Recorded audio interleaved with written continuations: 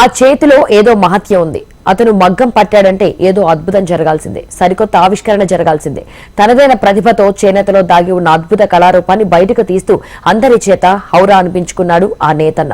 ఇప్పటికే అగ్గిపెట్టెలో ఇవిడే చీరను, సూది రంధ్రంలో దూరే చీరను, G20 లోగోను చేనేత మగ్గంపై నేసి మన్ కీ బాత్ లో ప్రధాని మోడీ చేత ప్రశంసలు అందుకున్నాడు. తాజాగా అయోధ్య రాముడి విగ్రహం సందర్భంగా అరుదైన పట్టు చీరలో రామాయణం మొత్తం వచ్చే విధంగా నేసి మరోసారి సిరిసిల్ల ఖ్యాతిని ఖండాంతరాలు దాటిస్తున్న చేనేత కళాకారుడు హరిప్రసాద్ పై ప్రత్యేక కథనం. కళకు ఎల్లలు లేవు, ప్రతిభకు హద్దులు లేవని నిరూపిస్తున్నాడు ఆ చేనేత కళాకారుడు.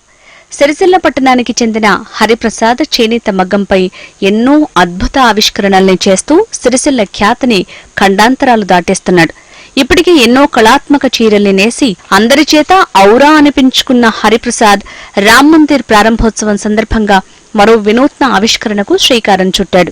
చేనేత చీరపై రామాయణ ఘట్టాన్ని ఆవిష్కృతం చేసి ఆ రామయ్యకు అరుదైన కానుక ఇవ్వబోతున్నాడు.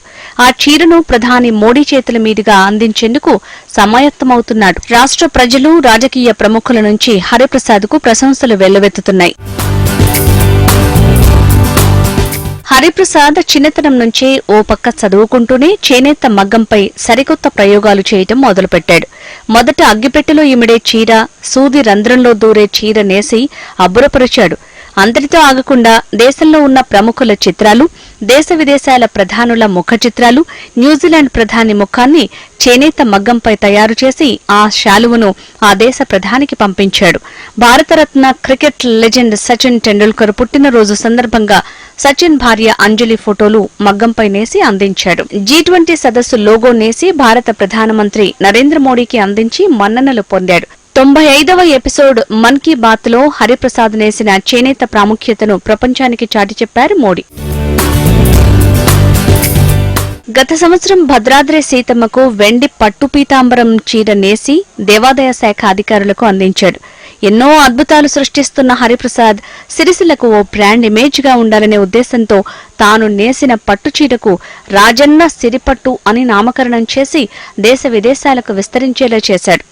ఎన్నో సరికొత్త ప్రయోగాలతో ముందుకు దూసుకువెళ్తూ సిరిసిల్ల ఖ్యాతిని ఇనుమడింపజేస్తున్న హరిప్రసాద్ మరో అద్భుత ఆవిష్కరణతో ముందుకొచ్చాడు.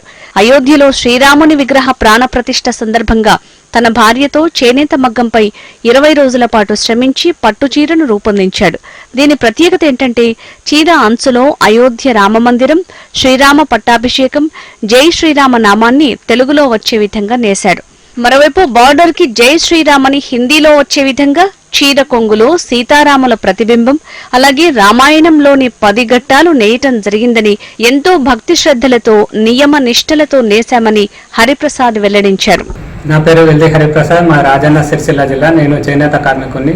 గతంలో అగ్గిపెట్టెలో ఇమిడే చీర, సూది రంధ్రంలో దూరే చీర, అంతేకాకుండా నేతల ముఖ చిత్రాలు కూడా చేనేత మగ్గంపై నేసినాను. పులి మరమగ్గాలు కూడా చేసి జ్ఞాపకాలుగా ఢిల్లీ వరకు కూడా పంపించడం జరిగింది. G20 సదస్సుకు కూడా 20 దేశాల ప్రధానుల ముఖ చిత్రాలు వచ్చే విధంగా ఒకే వస్త్రంపై నేశాను. G20 లోగో కూడా నేసి దేశ ప్రధాని మన్ననలను కూడా పొందినాను. ఇప్పుడు దేశవ్యాప్తంగా అయోధ్య రామ మందిరం దేవుని యొక్క ప్రాణ ప్రతిష్ఠ సందర్భంగా ఏదో ఒక విధంగా కానుకలు వెళ్తున్నాయి.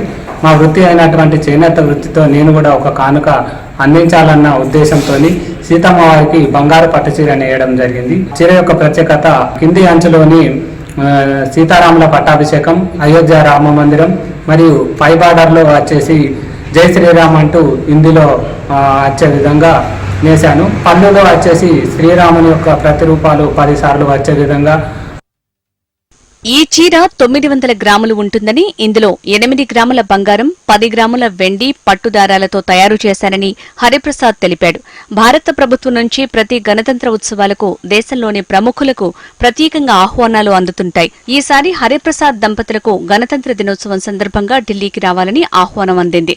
ఈ చీరను మన దేశ ప్రధాని నరేంద్ర మోడీకి చూపించి అయోధ్య ప్రాణప్రతిష్ఠ అయిన శ్రీ సీతారామయ్యలకు అందిస్తానని హరిప్రసాద్ ఆనందం వ్యక్తం చేశాడు.